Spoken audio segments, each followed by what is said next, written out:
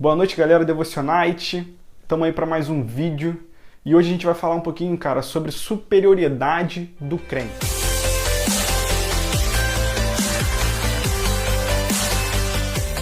Há um tempo atrás, lá no meu trabalho, enquanto eu estava conversando com um amigo meu, um amigo que compartilha da mesma fé que eu, que acredita no mesmo Cristo que eu acredito, no mesmo Deus que eu acredito. E sabe aquele assunto de amigos sobre igreja, sobre missões, sobre o que o Espírito Santo tem feito na nossa vida, aquele papo todo gostoso entre irmãos. E um outro amigo nosso que estava perto e ele não pôde deixar de ouvir, ele acabou participando da nossa conversa também. Esse nosso amigo, ele é de outra religião, ele compartilha outra visão, outra fé. Ele é espírita e ele fez a seguinte indagação pra gente. O que mais me deixa triste e o que mais me afasta dos evangélicos é que a maioria deles se acha superior. A maioria deles acha que a religião que eles seguem, a fé que eles têm, a visão deles da Bíblia é a visão mais correta. É a visão certa, é superior a qualquer outra pessoa. E além de tudo, eles julgam as demais pessoas, as demais religiões, como se eles fossem donos da verdade. E para eles, só a crença deles, só o Deus deles, só a visão de Bíblia que eles têm é a correta. Parece até que eles são os donos da verdade. E depois que ele terminou de dar esse breve comentário, eu não tive palavras para poder falar mais nada para ele. Porque parece que ele estava certo em tudo. Tudo que ele falou veio de encontro ao meu coração. E eu comecei a olhar com uma ótica diferente para a nossa geração, para o que ela tem feito para o reino de Deus. Será que nós realmente estamos aproximando as pessoas de nós? Será que nós realmente estamos preocupados em pregar o evangelho para quem não conhece a Cristo? Ou só estamos preocupados em nos alimentar do evangelho, em ficar sentado na cadeira, no banco da igreja e fechado em quatro paredes? Até onde essa geração está focada na religiosidade e não em Cristo? Porque esse tipo de crente que ele falou, e naquele momento, naquela época, eu me encaixava nesse tipo de crente, é uma pessoa que não tem foco em Cristo de verdade. Porque se você for parar para ver as Escrituras e ver tudo aquilo que Jesus fez, que Jesus Cristo andou e vivenciou e pregou, cara, foi totalmente diferente. Ele pregava para os gentios. Ele sentava para comer com pessoas que não eram honrosas. Jesus Cristo, ele criava relacionamento. E eu vejo que as atitudes de Cristo foram mais importantes que as suas próprias palavras. Ei! A maior atitude dele foi morrer na cruz por todos nós. Não há palavra que consiga expressar tamanho amor. E nessas palavras desse meu amigo, 3 pontos ficaram martelando na minha cabeça o tempo todo.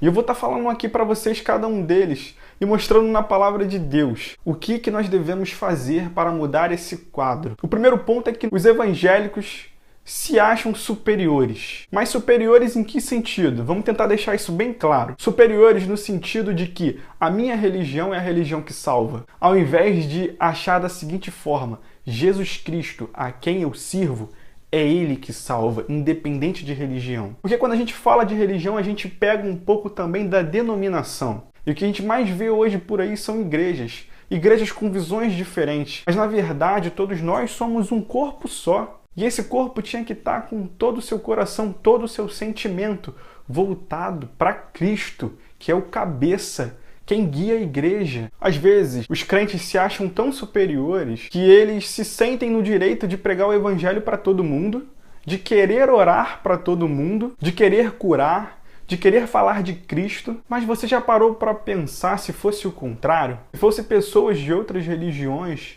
que expressam outra fé, querendo pregar a fé delas para você? Será que você ouviria? Será que você seria educado? Eu não estou dizendo aqui que você vai concordar, mas eu estou dizendo que você vai ter maturidade suficiente para amar essa pessoa mesmo assim e deixar que ela faça o que ela acha que é correto fazer. Sabe, eu acho que se você fizer isso, com certeza você vai ter todo o direito, respeito e apreço pelo seu irmão. E é através dessa tua atitude que você vai estar pregando o evangelho, pregando Cristo. E de repente, talvez, até anunciando o evangelho com a sua boca. Mas não, na maioria das vezes nós temos medo. Parece que nós não entendemos aquela passagem da Bíblia que fala: se Deus é por nós, quem será contra nós? Ser superior é ser humilde.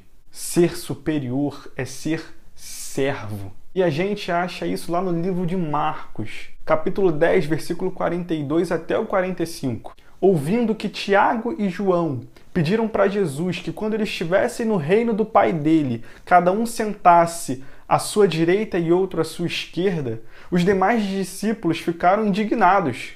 E Jesus, para acabar com tudo isso, ele falou o seguinte: quem quiser se tornar grande, será esse quem servirá. Quem quiser ser o primeiro, que sirva a todos. Pois o próprio Filho do Homem não veio para ser servido, mas para servir e para dar a vida em resgate de muitos.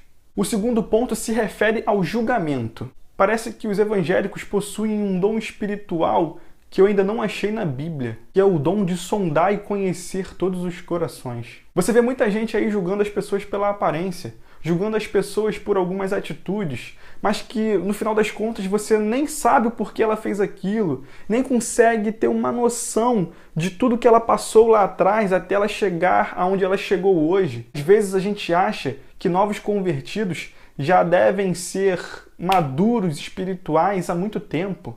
E olha que eu só estou falando de julgamento interno dentro do próprio meio evangélico. Imagina como é que é o julgamento para as pessoas que não compartilham da mesma fé. Lá em João 8, capítulo 7, a gente vê a história da mulher adúltera que ia ser apedrejada pelos fariseus.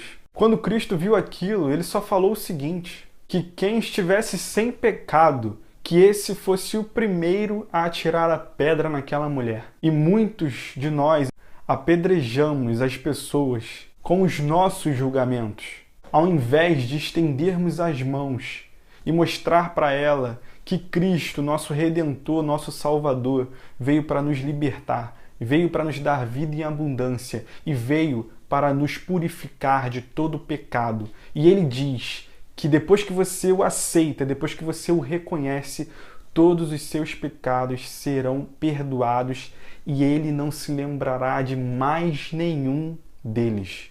E o terceiro ponto é a imposição da crença, a imposição do evangelho. Quando a gente entende que o evangelho não é uma religião, mas sim Cristo, nós nunca devemos pregar nossas convicções, mas nós devemos apresentar a Cristo para quem não o conhece. Pensa comigo, quando você tem um amigo que você gosta muito, que você ama, cara, que é teu irmão, camarada, teu parceirão, você quando apresenta para outro amigo seu, você só fala das qualidades dele, você apresenta com amor, com cordialidade e com educação. Agora pensa num amigo que é perfeito, que é puro, que é imaculado. Como não apresentar esse amigo com amor? Como não apresentar esse amigo com fogo? Como não apresentar o teu Salvador para as demais pessoas de forma que elas vibrem e que elas vejam o brilho nos teus olhos? Não como uma denominação, como uma religião, como uma crença, e muito menos como uma obrigação. O próprio Cristo disse: eis que estou à porta e bato. Ele é super educado. Ele não sai por aí chutando a porta, entrando de voadora no coração dos outros.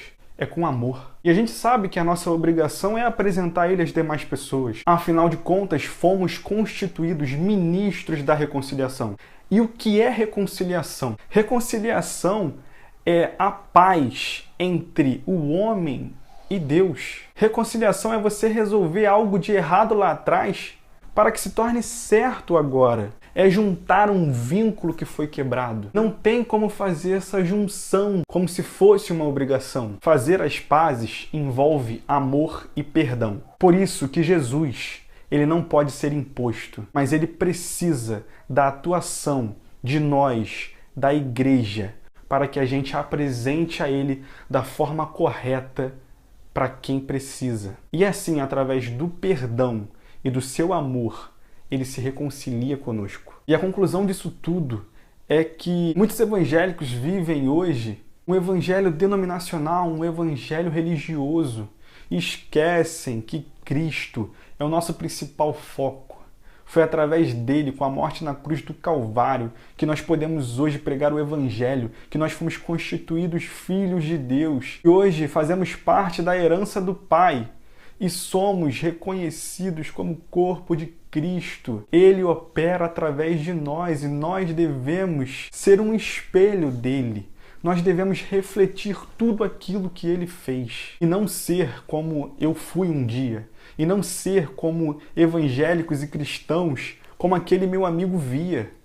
Mas sim fazer a diferença. Mas não fazer a diferença dentro da igreja, mas fazer a diferença fora dela, porque é lá onde estão as almas para serem alcançadas. Jesus, ele é o príncipe da paz, ele é o Cordeiro de Deus que tira o pecado do mundo. Ele é o leão da tribo de Judá, ele é o rei dos reis, ele é o primogênito, ele é a raiz de Davi, ele é o Emanuel, Deus conosco. Cara, ele é amor. Lá em 1 João 4, versículo 12, diz que ninguém jamais viu a Deus. Mas se amarmos uns aos outros, Deus está em nós. E em nós é aperfeiçoado o seu amor. A maior pregação que você pode fazer, que você pode expressar, não é com palavras, mas sim com atitudes. E atitudes espelhadas em Cristo Jesus. Meu amigo, espero que você tenha gostado muito desse vídeo, que o Espírito Santo tenha falado ao teu coração, assim como ele tem falado muito ao meu coração. Eu peço para você que se inscreva no canal, curta esse vídeo e compartilhem a mensagem do Evangelho para todo mundo, galera. Vamos fazer barulho. Essa revolução não é só minha, ela é nossa. Um grande abraço para todo mundo e fui!